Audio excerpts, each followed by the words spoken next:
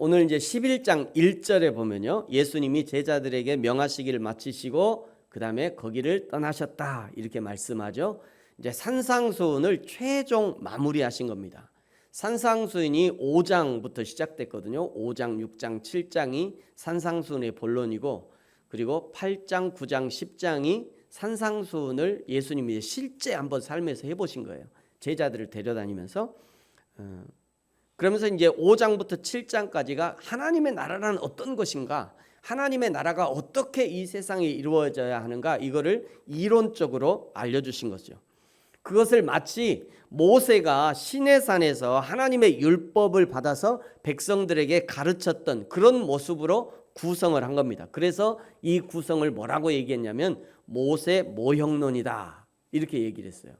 이런 거는 하나쯤은 여러분이 기억해 두시면 좋아요. 모세 모형론, 뭐 이 정도는 기록해. 이거를 얘기하면 저 사람이 좀 신학을 공부했나? 이렇게 누군가 얘기할 거예요. 모세 모형론이다. 마태복음은 모세 모형론이다. 모세의 모형을 가지고 예수님이 이제 설명을 하신 거죠. 그러니까 원본은 예수님이고 모세는 모형인 거예요. 이거 이제 헷갈리면 안 됩니다. 이 거꾸로 하면 안 돼요. 원본은 예수님이에요. 근데 3000년 전에 모세가 모형으로 시내산에 올라갔다가 말씀을 받아온 거죠. 그래서 모세는 그림자고 원본은 예수님이에요. 이게 이제 우리 이성으로는 잘 이해가 안 되지만 원본은 예수님, 그리고 모세는 그림자. 그래서 이거를 모세 모형론이다. 8장부터는요, 산에서 내려오셔서 예수님이 가르치신 하나님의 진리를 어떻게 실현하시는지를 이제 여러 가지 기적들을 통해서 보여주셨습니다. 8장 1절에 나병 환자를 고치시고요, 5절에 백부장의 하인을 고치셨고, 베드로의 장모를 고치시고, 그러는 중에 예수님 따르기를 주저하는 서기관은 예수님의 제자에서 탈락했죠. 아쉬운 대목이에요. 예수님이 제자로 불렀지만 탈락. 만약에 저 서기관이 예수님의 그럼 제가 예수님 따르겠습니다 이랬으면 유다가 아마 포함이 안 됐을지도 모르겠어요. 아니면 뭐 13명의 제자가 됐든지요. 어쨌든지 이게 서기관이 탈락하게 됩니다. 23절부터는 바다를, 광풍이 몰아치는 바다도 창조주 하나님 성자 예수님께 순종하는 것을 보여주셨고요. 28절부터는 가다라 지방에 건너가서 군대 귀신 들린 자를 고쳐주셨습니다.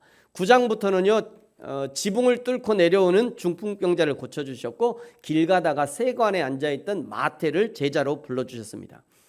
14절부터는 금식 논쟁, 새 포도주는 새 부대에 담아야 된다 말씀하셨고요. 18절에는 관리들의 딸을 고치시고, 관리의 딸을 고치러 가는 도중에 예수님을 붙잡은 12의 혈루증의 여인을 고쳐주셨어요. 그리고 관리의 집에 도착해서 달리다 굼, 소녀야 일어나라 하시면서 그 죽은 소녀를 고쳐주셨습니다. 27절부터 두 맹인의 눈을 뜨게 하셨고요, 말 못하는 사람을 고쳐주셨고, 그리고 35절부터는 추수할 일꾼을 보내주소서 하라. 너희 아버지에게, 너희가 너희 아버지, 하나님 아버지, 성부 하나님, 그 성부 하나님께 기도해서 지금 추수할 때가 되었으니까 추수할 일꾼을 보내주소서, 이렇게 너희가 기도해라 이렇게 말씀하셨어요. 이 모든 것을 보여주신 후에 드디어 10장에서 12제자를 불러주셨죠. 12제자를 부르시면서 제자들에게 귀신을 쫓아내고 모든 병과 모든 약한 것을 고치는 능력을 주셨지만, 그러나 12제자들이 앞으로 사역해야 할 세상이 얼마나 어려운 세상인지 10장 16절에서는요, 마치 양을 이리 가운데 보낸 것 같다라고 말씀하셨어요. 여러분, 예수님이 창조주 하나님이시고 창조의 능력이 있으신 것과 내가 그 예수님을 믿고 살아가는 것은 전혀 다른 문제입니다. 전혀 다른 문제예요. 예수님이 창조주 하나님인 것과 내가 그 예수님을 믿고 따르는 것은 전혀 다른 문제예요. 전혀 다른 문제죠. 그러니까 하나님이 사람을 만드셨건만 대부분의 사람들은 하나님 안 믿잖아요. 이게 전혀 다른 문제. 하나님이 창조주이신 것과 내가 그 하나님 믿는 것은 전혀 다른 문제입니다. 내가 믿는 예수님이 기적을 많이 일으키신 것과 그 기적이 나에게 체험되는 것은 또 다른 문제예요. 전혀 다른 문제입니다. 이거는 예를 들면요, 자기 자신이 다니는 교회가 큰 교회이든지 작은 교회이든지, 또는 자신이 다니는 교회 목사가 유명한 목사이든지 유명하지 않은 목사이든지, 이런 외적인 조건과 자신은 전혀 무관해요. 자신이 큰 교회에 다닌다고 유명한 목사의 설교를 들으니 나는 좋은 신앙이라고 착각해서는 안 됩니다. 작은 교회, 유명한 교회 설교를 듣는다고 자신이 위축될 필요도, 나는 작은 교회 다니니까 어디 가서 얘기도 못하고 그냥 푹 기죽어 있을 필요도 없어요. 그건 전혀 상관이 없는 거예요. 하나님의 나라에 가면요, 유명한 분들은 그분의 상급을 받을 거예요. 유명한 분들은 그분의 상급을 받겠죠. 나는요, 나의 상급을 받는 거예요. 그분하고 나하고 상관이 없어요. 그분은 그분의 상급을 받는 거고 나는 나의 상급을 받는 거예요. 하나님 나라에서 판단 기준은 지난주 10장에서요 말씀하셨어요. 잘 들으셔야 돼요. 하나님 나라의 상급의 판단 기준, 예수 믿는 것 때문에 네가 자원해서 또는 타원으로 가난해져 봤냐? 너 가난을 경험해 봤냐? 예수님 믿는 것 때문에, 예수님 믿는 것 때문에 미움을 받아 봤냐? 예수 믿는 것 때문에 원수처럼 여겨져 봤냐? 가정에서부터. 집안에 원수가 있다고 하니까요. 네가 예수님 믿는 것 때문에 너희 집안에서 원수처럼 여겨져 봤냐? 예수님 믿는 것 때문에 너 무시당해 봤냐? 차별당해 봤냐? 예수님 믿는 것 때문에 손해 좀 당해 봤냐? 어제 어떤 집사님이 그러시더라고요. 자기 지난주인가 설날인가 자기 장모님이, 자기 장인어른, 이제 장모님 장인어른이 다 돌아가셨는데 그 장례식에 가보니까 그 아버님이 땅을 좀 남기셨대요. 그래서 이 땅을 누가 가져가냐, 큰 놈이 가져가냐, 작은 놈이 가져가냐, 이게 이제 싸움이 날 것 같아서 자기들은 애초에 처음부터 아버지 살아계실 때부터 애초에 그렇게 결정을 했대요. 우리는 한 평도 안 가져갑니다.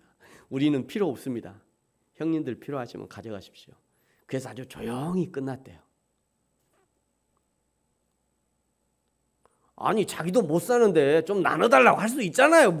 나눠주면 뭐라 하나요? 나눠줄 수 있잖아요, 조금. 그런데 그 집사님 그러셨어요. 우리는 예수 믿는 자고 예수 안 믿는 형제들이 분명히 그걸 달라고 할 건데 예수 믿는 내가 좀 손해보고 말지. 거기서 형제들이 싸우는 것보다 더 낫지 않겠냐. 존경스럽더라고요. 집사님이지만. 그 얘기하는 거예요. 너 예수 믿는 것 때문에 무시받고 차별받고 손해받아 봤냐? 그거 하나님 물으실 거예요. 10장에서 그 얘기하셨잖아요. 또 예수 믿는 것 때문에 세상으로부터 분리를 당해봤냐? 너희가 정말 그렇다면, 정말 예수 믿는 것 때문에 손해를 당하고 때로는 가난해지고 때로는 분리를 당해봤다면, 그렇다면 결단코 상을 잃지 않을 것이다. 결코 상을 잃지 않을 거야. 이것이 10장 마지막에 예수님이 강조하신 말씀이었어요. 사랑하는 성도 여러분, 저와 여러분이 하나님 앞에서, 그 하나님 앞에 서는 날에 결단코 하나님의 상을 잃지 않는 저와 여러분이 되어지기를 예수님의 이름으로 축복합니다. 그리고 드디어 거기, 즉 예수님의 사역의 중심지라고 할 수 있는 이 가버나움을 떠나서 다른 지역으로 이제 가십니다. 드디어 이제 가버나움을 떠나서 다른 지역으로 가는 거예요.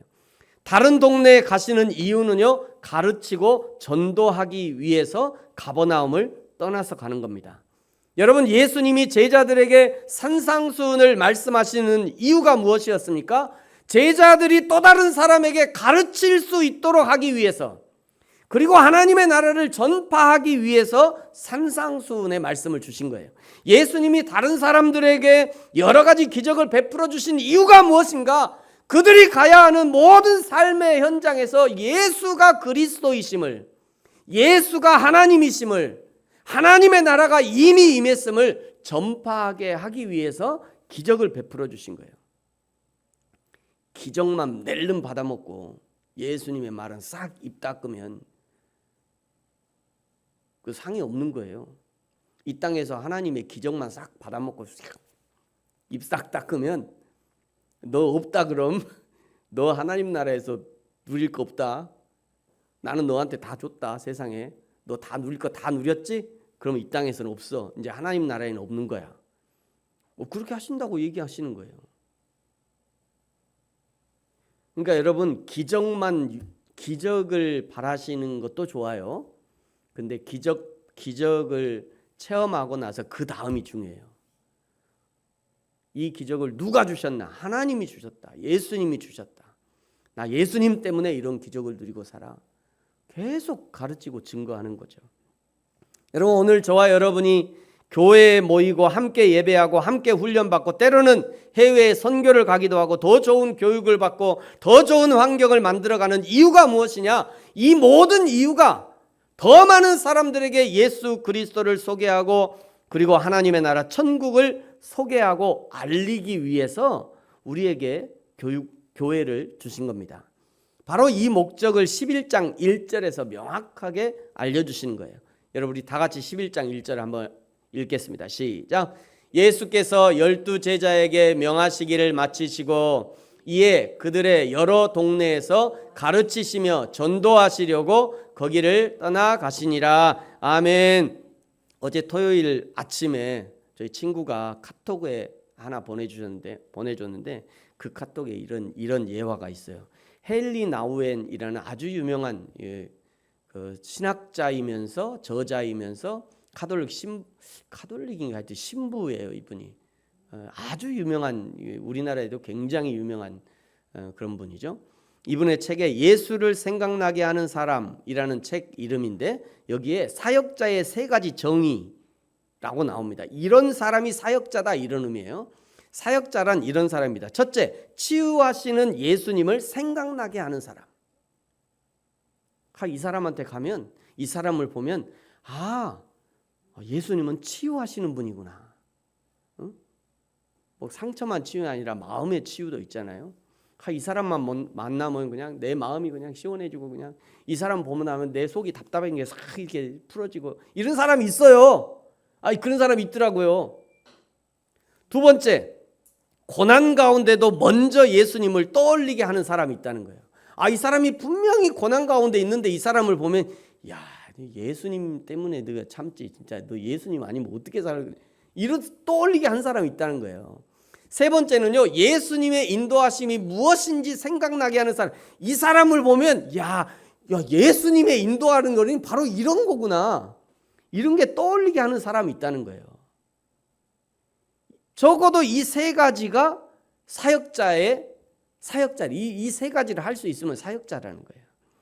저와 여러분이 우리의 삶 속에서 만나는 모든 사람들에게 이 세 가지 예수님을 생각나게 하는 사람이 되어진다면 하나님 앞에 가서 잘했다, 착하고 충성된 종아 라고 칭찬받을 거예요. 바로 이런 사람들에게 상급이 주어지는 거죠. 2절에요. 세례 요한이 이제 옥에 갇혔다라고 짧게 소개하고 있죠. 세례 요한은요, 당시의 권력자인 분봉왕 헤롯의 잘못까지도 아주 담대하게 지적하면서 이 세례 요한이요, 얼마나 무섭게 했든지 네가 그래갖고도 동생의 아내를 취하는 게 이게 맞는 일이냐? 세례 요한이 얼마나 무섭게 이 분봉왕을 아주 지적했는지요. 가끔 보면 이게 목사들이 정부를 비판하고 목사들이 잘못하는 거 막 정책 비판하는 거 싫어하는 사람들 있어요. 목사가 안 하면 누가 하라고요? 목사가 안 하면 누가 해요? 하나님의 진리를 아는 목사가 해야지. 누가 하냐고요, 누가? 그러면 세례 요한 이거 나쁜 사람이다라고 얘기를 해야지. 근데 세례 요한 나쁜다고 아무도 안 해요. 근데 목사가 하면 뭐라 그래? 그러지 마세요. 그렇다고 내가 맨날 그렇게 하는 건 아니에요. 걱정하지 마세요. 그런데 정말 내가 하나님의 진리 가운데 있다면 누군가가 잘못했어. 더더군다나 정부나 이 정치인들이 잘못하면 그거 비판해야지. 누가 하냐고요. 여러분이 하세요. 그럼 나 안 할 테니까. 여러분도 안 하잖아요. 성도들도 안 해요. 관심 없어. 정치인 누구 관심도 없잖아요. 누가 저기 선거에 나온지를 누가 아무도 모르는데 뭐 관심도 없으면서 무슨 관심 있는 목사님이 뭐라고 하면 뭐라고 그래. 누가 아냐고 그거를. 아는 사람이 해야지. 아는 사람이. 세례 요한이 그랬다고요. 세례 요한이 분봉왕 헤롯에 대해서 네가 막 이러면서 그러다가 목 잘려 죽었잖아요. 세례 요한이 그냥 목이 당궁 잘려가지고 쟁반에 담아갖고 그렇게 죽은 사람이에요. 세례 요한이. 그래 그게 이제 14장에 나와요. 이런 세례 요한이 감옥에서 예수님에 관한 소문을 듣고요. 예수님의 제자들을 보내갖고 아니 우리가 기다리는 그 메시아 구약이 오겠다고 예언했던 그 메시아가 당신입니까? 라고 예수님께 물어요. 예수님이 직접 그렇다라고 대답하지 않으시고 지금 예수님을 통해서 어떤 일이 벌어지는지를 알려줍니다. 5절에 보니까요. 맹인이 보고 걷는 자가 못 걷는 자가 걷게 돼요. 예수님을 통해서 맹인들은 보고 있고 이게 아까 봤던 거잖아요. 8장부터 예수님이 했던 일이에요. 맹인들이 보고 못 걷는 자가 걷고 나병한 자가 깨끗함을 받고 못 듣는 자가 듣게 되고 죽은 자가 살아나고 가난한 자에게 복음이 전파된다. 이것은요. 이사야 61장의 말씀을 그대로 이루어지고 있다는 걸 보여주는 거예요. 주 여호와의 영이 내게 내사 이는 여호와께서 내게 기름을 부으사 가난한 자에게 아름다운 소식을 전하게 하심이라 나를 보내사 마음이 상한 자를 고치고 포로된 자에게 자유를 갇힌 자에게 노임을 선포하. 이게 이제 하나님의 영이 임한 하나님의 사람이 오면 이런 일이 벌어진다는 거예요. 예수님을 통해서 이사야의 말씀이 실제로 이루어지고 있다는 것이죠. 이사야가 예언했던 그 메시아가 바로 예수님이라는 것을 구약의 말씀을 통해서 증거하시는 겁니다. 세례 요한이 옥에서 제자들에게 이 말씀을 전해 듣고요. 얼마나 기뻤던지. 저도 그냥 너무 기쁘더라고요. 세례 요한이 이 소식을 듣고 얼마나 기뻤을까. 자기는 비록 저 옥에 갇혀 있지만 저 옥에서 그 예수님이 지금 예수님을 통해서 지금 이런 일이 일어난다고 제자들에게 보고를 듣고 얼마나 기뻤을까. 그동안 바로 이 예수님의 오실 길을 그의 평생의 사명으로 생각하면서 오늘까지 광야에서 낙타의 털옷을 입고 석청을 먹으면서 견뎌 오셨잖아요. 주님의 오실 길을 준비했는데 드디어 그 주님이 오셨구나. 드디어. 동시에 이제 나의 사명은 끝났구나. 드디어 주님 만날 날이 되었구나 생각하면서 아쉬움과 동시에 주님 만날 것에 대한 그냥 감격이 있었을 것 같아요. 이 세례 요한이. 여러분 저와 여러분에게도 이 세례 요한의 감격이 있기를 축복합니다. 여러분 우리도요 우리에게 맡겨주신 사명을 최선으로 다한 후에 하나님의 위로를 받아야 되지 않겠습니까? 나를 통해 하나님의 나라가 증거되어지고 나를 통해 하나님의 교회가 세워지고 나를 통해 복음이 증거되어지고 나를 통해 죽어있던 영혼이 예수 그리스도를 만나 살아나는 역사가 일어나야 되지 않겠냐고요. 저도요 참 많이 부족한 사람입니다. 지난주 설교 모습이더라고요. 저도 참 부족한 사람이에요. 그래도 하나님 앞에 가면 몇 가지 감사의 열매를 내놓을 것이 있을 것 같다는 생각이 들었어요. 그래도 부르심교회를 섬기면서 몇 사람은 신앙이 좋아졌다. 제 생각이 나요. 내가 부르심교회를 여기서 10년 동안 있으면서 적어도 이 사람은 신앙이 좋아진 것 같다. 내가 생각이 돼요. 적어도 이 사람은 우리 교회 와가지고 신앙이 좋아졌다. 적어도 이 사람은. 또 몇 사람은 헌신의 깊이가 깊어졌다. 몇 사람은 다는 아니에요. 다는 아니지만 적어도 몇 사람은 그 헌신애가 깊어진 것 같다. 일본 선교한다고 나름 노력하면서 헌신하는 사람도 있고요. 무엇보다 목회자로 나를 세워주셔서 나 자신이 하나님을 더 알게 되었고요. 하나님의 말씀도 더 깊게 알게 되었고 목회자 되기 이전보다 지금도 하나님을 사랑하게 됐고 그래도 이것이 하나님께 내놓을 만한 열매가 아닐까. 저는 열매 있어요. 저는 열매 있습니다. 내가 생각해요. 지난 10년 동안 적어도 하나님 앞에 내어드릴 열매가 있을까? 이런 거 있는 것 같아요. 적어도 여기서 뭐 몇만 명 교회는 못했지만 그래도 하나님 제가 10년 동안 목회하면서 이런 사람이 있어, 이런 열매 하나 있어요. 이런 열매 하나 있어요. 제가 하나님 앞에 내려 드릴 만한 게 있는 것 같아요. 여러분은 어떠십니까? 여러분은 하나님 앞에 내어 드릴 열매 있습니까? 여러분은 한 생각해 보세요. 여러분은 하나님 앞에 내어 드릴 열매 있어요? 이제 얼마 안 남았잖아요, 우리 다. 이제 곧 하나님 앞에 갈 거예요. 아직 나는 아직 3, 40년 남았다. 그런 소리 하지 마세요. 오늘 아침에 못 일어나는 사람들이 부지기수예요, 세상에. 내일 아침에 하나님이 여러분 부르시면 하나님 앞에 가서 하나님 저 이런 열매 있어요 라고 내어드릴 열매 있냐고요.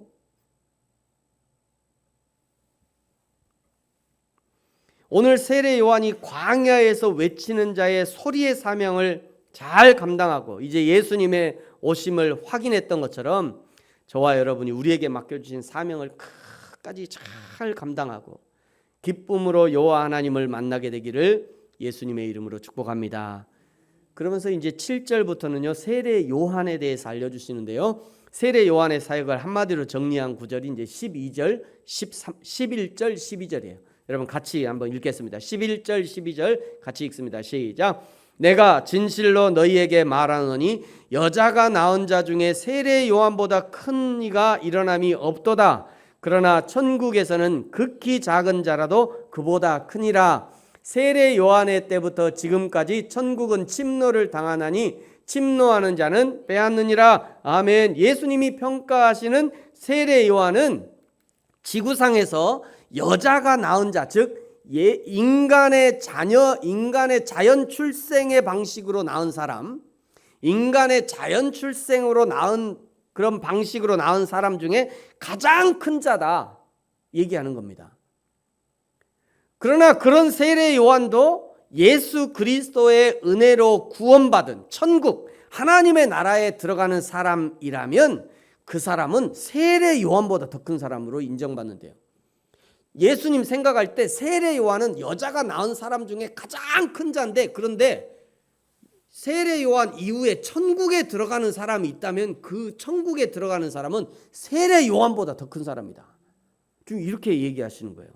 이것은요 두 가지를 우리에게 알게 하는데요. 첫째는 예수 믿는 것이 얼마나 어려운 일인가. 예수 믿는 것이, 이 땅에서 예수 믿고 살아가는 것이 얼마나 어려운 일인가. 지금 그 얘기를 하고 있는 거예요.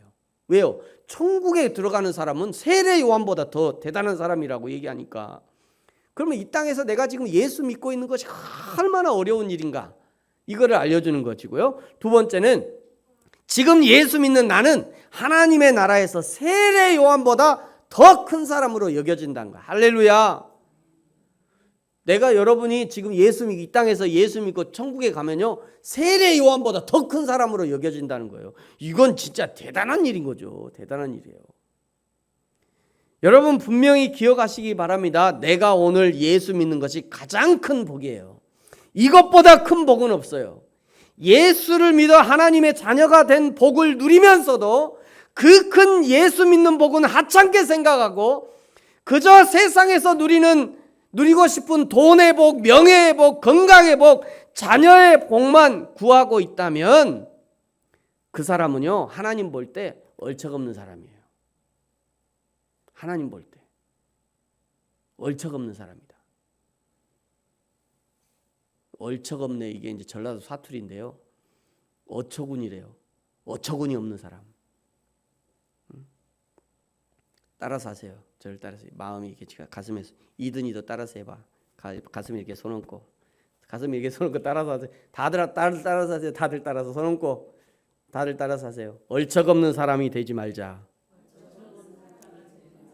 다시 한번, 진짜예요. 다시 한번 합니다. 자기 위에 손 얹고, 얼척없는 사람 되지 말자. 네, 손 내리세요. 굉장히 심각한 고백이에요. 하나님 앞에서 얼척없는 사람 되지 마세요. 뿐만 아니라 오늘 12절에는요 세례 요한은 하나님의 나라를 침노하는 사람이었대요.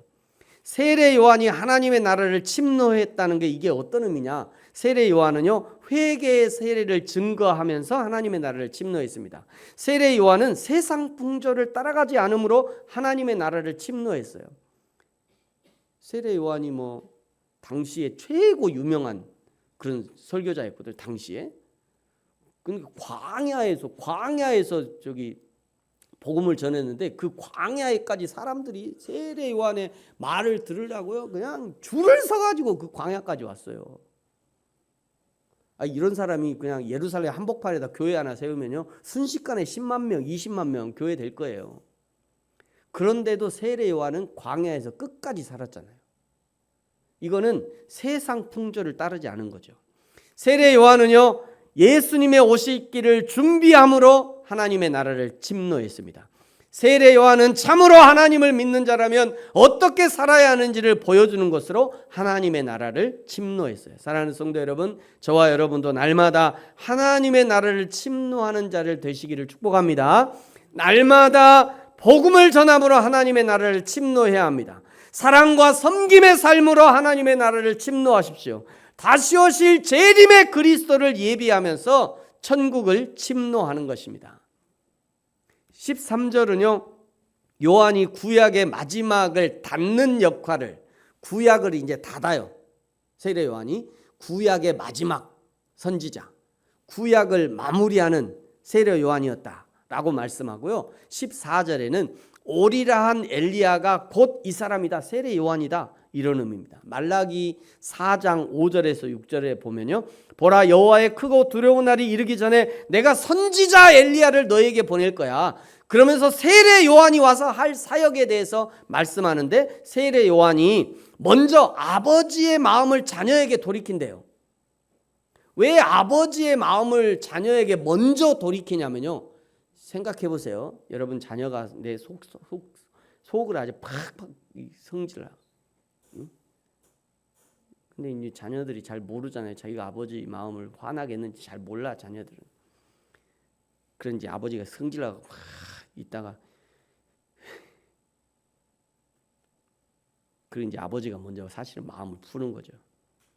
그리고 나서 이제 자녀가 쓱 와가 아빠 죄송해요. 알았다 이놈아. 이러고 끝나는 거잖아요. 이거는 아버지의 마음이 사실은 자녀들 향해 아버지가 자녀를 사랑하는 마음이 훨씬 크기 때문에, 부모가 자녀를 사랑하는 마음이 훨씬 크기 때문에 이게 가능한 거예요. 그래서 세례 요한이 먼저 와서 아버지의 마음을 자녀에게 돌이킨대요. 복음을 선포함으로 아버지의 마음을 자녀에게 돌이킨 거죠. 그 다음에 자녀들의 마음을 아버지에게 돌이키는 회개의 세례를 선포한 거죠. 이 두 가지가 세례 요한의 사역이라는 거예요. 아버지의 마음을 자녀에게 먼저 돌이키고, 그 다음에 자녀의 마음을 또 아버지께 돌이키고, 이렇게 예수님이 그동안 사람들이 알아보지 못했던 세례 요한을 구약을 마무리하고 신약으로 바통을 터치하는 자로, 예수님과 바통을 터치하는 자로 아름답게 소개하면서 세례 요한의 시대가 끝나고 이제 예수님의 시대, 신약 시대가 열렸음을 보여주는 겁니다. 구약의 마지막 주자 세례 요한이 회개를 선포했던 것처럼 신약의 첫 주자인 예수님도 회개를 선포합니다. 21절에 보면요, 화 있을진저 고라시나 화 있을진저 벳세다에, 여기 화 있을진저 이 말은요, 너희 회개하지 않으면 지옥 간다, 이런 의미예요. 화 있을진저 이거는 너희 지옥 갈 거야, 이런 의미예요. 이거 대단한 얘기예요. 사실은 우리는 뭐 화 있을진저 하니까 뭐 별로 이게, 근데 저거 사실은 원문에는요, 너희 지옥에 갈 거다, 이런 의미입니다.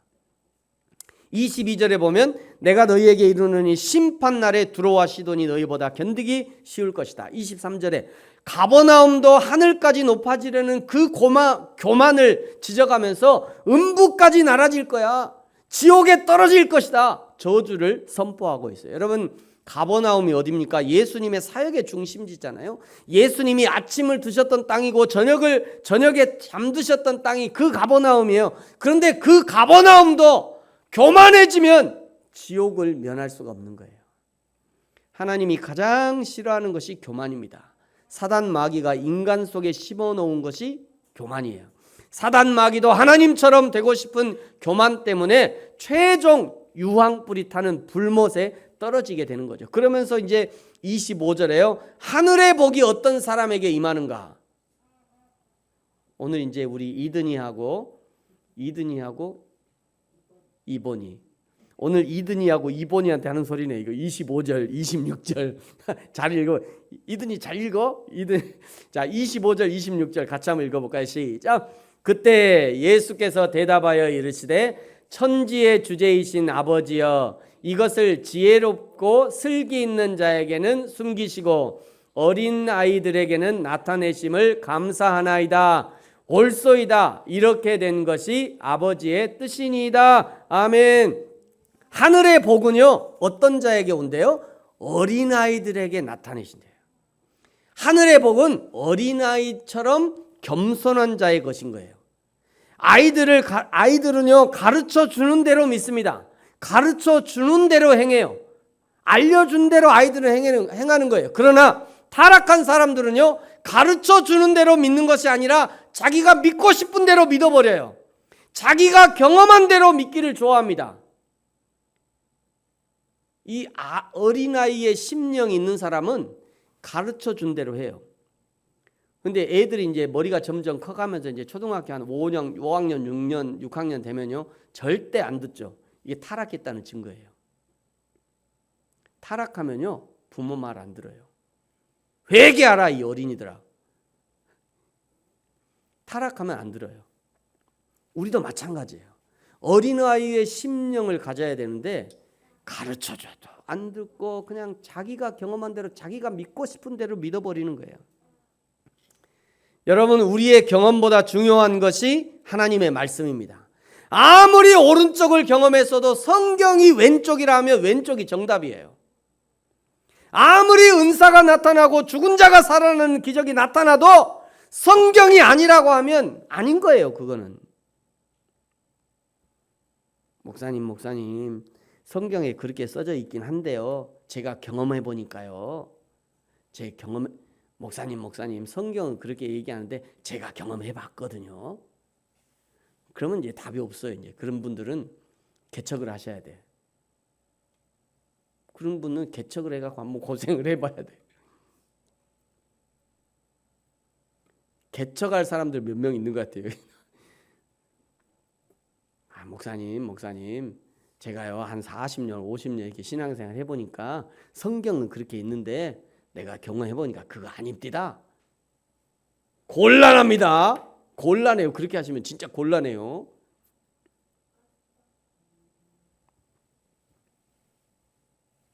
여러분, 성경이 최종 결론이고요, 성경이 진리예요. 그러므로 오늘 성도들에게 필요한 것이 어린아이와 같은 순수한 신앙인 거죠. 성경을 믿되 순수하게 믿으셔야 돼요. 어제까지 그렇게 알았어도 오늘 성경이 말씀하시면 새롭게 바꿀 수 있어야 됩니다. 그것이 바른 신앙이에요. 그것이 바른 신앙이에요. 저도 요즘에 이제 신명기 새벽 예배 이렇게 준비하고 있는데요, 새롭게 알게 되는 것들이 얼마나 많은지 몰라요. 성경에 이런 것도 있었나? 이전에 분명히 읽었거든요. 그런데 새롭게 막 다가오는 것들이 있어요. 그러면 바꿔야죠. 성령님이 나에게 지금 알려주시는데 이거는 내가 옛날에는 이렇게 알았으니까 옛날에 내가 안 것이 사실이고 이거는 아니요, 이렇게 가면 곤란하다는 거예요. 28절부터 이제 30절까지가 매우 유명한 말씀이죠. 우리가 오늘 본문으로 읽었던 말씀이에요. 우리 다시 한번 읽겠습니다. 28, 29, 30 시작. 수고하고 무거운 짐진 자들아 다 내게로 오라. 내가 너희를 쉬게 하리라. 나는 마음이 온유하고 겸손하니 나의 멍에를 메고 내게 배우라. 그리하면 너희 마음이 쉼을 얻으리니 이는 내 멍에는 쉽고 내 짐은 가벼움이라 하시니라. 아멘. 왜 예수님의 멍에는 쉽고 예수님의 짐은 가벼울까요? 무게가 덜 나가서가 아닙니다. 예수님의 멍에, 예수님의 짐은요, 사실은 세상에서 가장 무거운 멍에예요. 세상에서 가장 무거운 짐이 예수님의 멍에와 예수님의 짐이에요. 왜냐하면 예수님의 멍에와 짐은요, 생명의 멍에예요. 그건 생명의 짐이에요. 그건 생명의 짐이에요. 생명의 멍에고. 그럼에도 불구하고 그 멍에와 짐이 쉽고 가벼운 이유는 예수님이 함께 져주신다. 예수님이 함께, 이렇게 예수님이 함께 주시는 거예요. 예수님과 함께 매니 어렵지 않은 거죠. 예수님과 함께 매니 가벼운 거예요. 저와 여러분의 인생 중에 가벼운 인생은 아무도 없을 겁니다. 요즘 뭐 금수저니 흙수저니 이런 말 합니다만, 흙수저는 흙수저라서 무겁고요, 금수저는 금수저라서 무거워요. 뭐 부자는 뭐 돈 많은 사람은 뭐 어려운 일 없을 것 같아요. 아이고매, 돈 없어서 감사하세요. 네? 돈 없어서. 그 어떤 정창성 신부인가 어떤 신부가 그러시잖아요. 9개 있는 사람은 하나만 더 만들면 10개니까 그 9개를 못 쓴다는 거예요. 9개를 갖고도 하나만 더 만들면 10이니까 그 9개 못 쓰거든요. 근데 여러분 생각해 보세요. 9,999개 갖고 있는 사람은요, 9,999개 갖고 있으면 왔다 나 많다, 이게 9,900개나 내가 쓰다니 그러고 쓸 줄 아세요? 9,999개 있는 사람은 하나만 만들면 더 많이니까, 하나만 더 만들면 만 되니까 9,999개 갖고 있으면 더 이거 못 써요. 뭐 신기한 일이죠. 아니 9,999개 갖고 있으면 쓰고도 남을 것 같잖아요. 근데 하나만 더 만들면 만이니까 만. 9,999개 갖고 있으면서도 그냥 못 써요 그거. 이게 인간의 욕심이라는 게.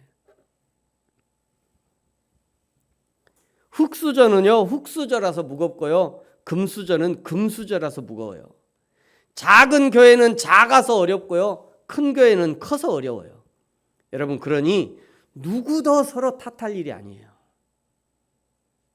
저 부자가 나한테 돈 좀 안 주나, 당신 돈도 아깝고 내 돈도 아까워요. 그런 소리 하지 마세요. 저 부자는 돈 많으니까 교회 헌금 좀 하지, 당신 돈도 아깝고 내 돈도 아깝다니까요. 그런 소리 하면 안 돼요.